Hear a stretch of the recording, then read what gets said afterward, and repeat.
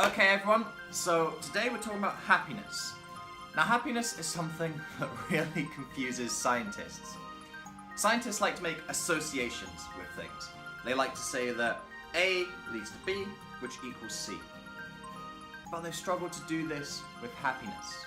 When we look at various aspects of life, health, wealth, relationships, all of these components actually associate quite poorly with levels of happiness. Whether someone is married or not married, religious or not religious, in a prestigious job or a non-prestigious job, all of those are actually quite bad predictors or very low predictors of whether someone is going to be happy or not. Now, this confuses scientists. Scientists don't like this process. But this gentleman here, Paul Dolan, he's a behavioural economist at London School of Economics, has suggested that there is an association, but we're missing a link. He suggests that in between the stimulus and happiness is another variable, how we allocate our attention. It's the attention that we put to our health, wealth, and relationships that decides how happy we are. So he proposes that attention is the currency of happiness. And in his book, Happiness by Design, he outlines 3 key mistakes that we make in regards to our happiness. And he also proposes a 3-part solution. And that's what I'm going to cover with you today. So, mistake number 1 is mistaken desires. We chase things that we think will make us happy, but sometimes that's not always the case. And one of our biggest mistaken desires is for success and achievement. Our whole culture, especially here in the Western world, is geared towards gaining things, accomplishing things, finding that success. And this is okay. It's good to chase goals. It's good to try and cultivate success in your life. But the problem is that when we achieve a goal, no matter how big, how monumental, the feeling that we get from that achievement is actually quite fleeting. So the conundrum arises is if we sacrifice too much happiness in pursuit of that goal, we end up in a deficit of happiness. We lose out. So the thing we've got to ask ourselves is the pain that I'm going through right now really going to be worth the gain? Because as Paul says in his book, lost happiness is lost forever. Now related to this is mistake number 2, which is mistaken projections. We are not very good at predicting what will make us happy. So let me ask you this.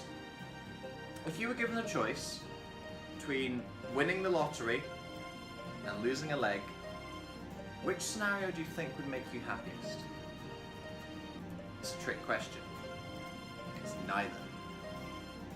Obviously, in the immediate aftermath of winning the lottery, an individual is more content with their life than when they've just lost a leg. But research has found that a year after these events, there is no difference in the happiness levels of individuals.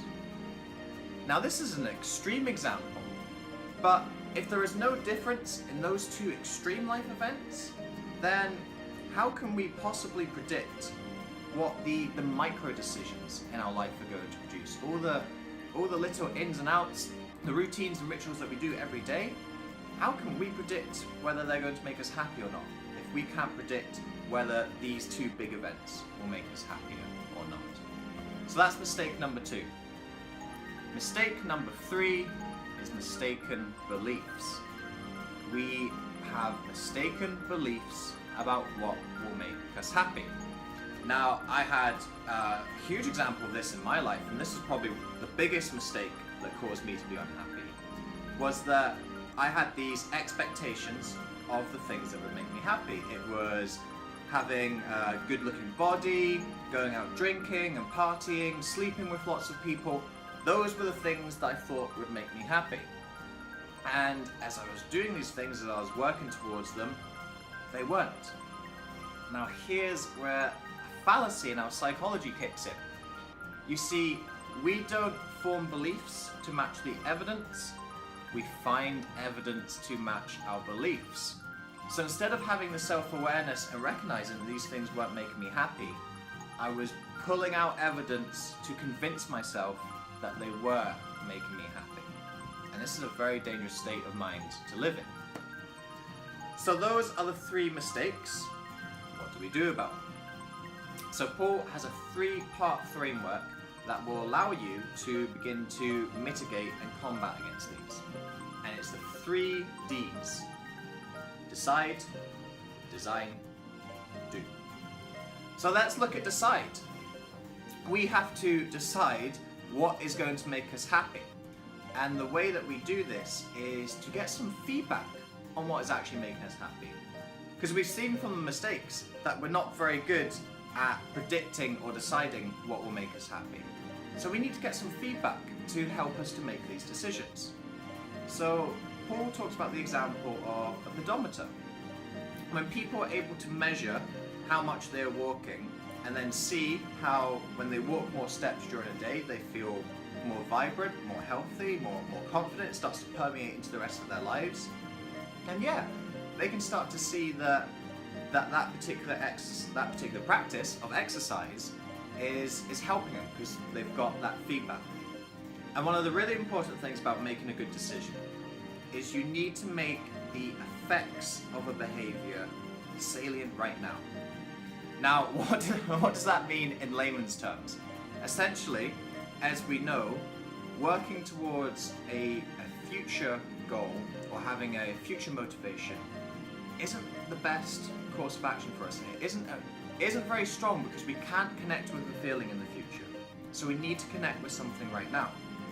So if you want to start exercising more often, don't exercise for the motivation of being healthier in the future, because that's actually going to be a poor motivator. What instead you can do is exercise for the motivation of developing a runner's high and feeling good and getting that energy and endorphins rushing through you. That makes the effects of that behavior salient right now, and that will help you to continue to exercise again and again and again and get to that future goal. So that's the first D, decide. Second D, design. So how do we do this? This is all about shaping your environment to make it as easy as possible to go down the path to your happiness. So let's say, for example, that you want to come out of social media and email. You don't want to spend so much time on them. What you do, don't have your home page set as Facebook. Don't open your emails as the very first tab that you have on your laptop, on your desktop. Don't leave these things signed in. Sign out, so every time you get tempted to go on them, you have to type in your password again. This is a way to design your life so that the default setting isn't taking you down a path to unhappiness, it's taking you on a path to happiness. Again, using our exercise analogy, another way you could look at this, if you want to exercise in the mornings, then what you can do is pack your gym bag, put in all your gym clothes, and put them at the front of your bedroom door before you go to sleep. That way, when you wake up in the morning, you can't help but trip over your gym clothes, which reminds you and it primes you to exercise in the morning, and it makes it easier to do so because you've got everything you need there already. So another way that we can design our environment is our social environment. Our relationships are actually one of the few variables, going back to what I said at the beginning, it's one of the few variables that's actually a reasonably strong predictor of whether we're happy or not. If we have a good quality of relationships with positive, happy people, then we are highly likely to be positive and happy ourselves. The mantra goes, you are the sum of the 5 people you spend the most time with. Now, if 1, 2, 3 of those 5 people are negative, unhappy people, then you are probably going to be negative or unhappy yourself. Even if you have the motivation and mindset to try and rise above these things, those type of people will pull you down. Alternatively, if you're spending time with positive, happy people, it's actually pretty hard to not be positive and happy when you're in the company of these people. So another way you can start to design your life is to spend more time with positive people and less time with negative people. And that leads really nicely into the third D, which is do. And this is really bringing together all of the practices that you put in with the first two, with decide and design. And do is all about allocation of time and attention. As Paul says, attention is the currency of happiness. So our happiness is determined by how we choose to distribute this. Now, one of the biggest lies that we tell ourselves is that we don't have time to do things. 99% of the time, hardly ever, there's very few exceptions where people do not have enough time to do things that make them happy.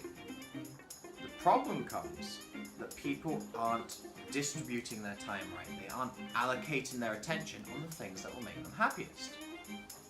So the average adult in the UK and the US, and I'm sure most of the rest of the Western world as well, watches on average 28 hours of television per week. That might not sound like a whole lot, but that is 4 hours a day. So that person does not have a crisis in time. They have 4 hours that they could redistribute elsewhere. They could do 20 minutes of meditation, 20 minutes of reading a book, half an hour of exercise, an hour of spending time with some positive people. And they could still watch some hours of television. We haven't used up the whole allocation of television time there. So this is really the key to happiness. It's finding the things that make you happy, getting that feedback, designing your environment and your social life to help you on that path to happiness, and then carrying through and actually doing those things and actually allocating the attention on the things that are making you happier. So that is an outline of our 3 mistakes and our 3 solutions.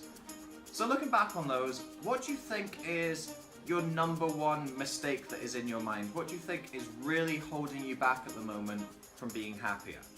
And looking at our three Ds, which one of those do you think that you can implement today in order to move your life in a happier and more positive direction? So folks, thank you for joining me today. I hope you felt a little happier after watching this vlog. For more information, please remember to subscribe to the YouTube channel, check out my website, the details will be in the video link below. But remember, until next time, love inwardly and shine outwardly.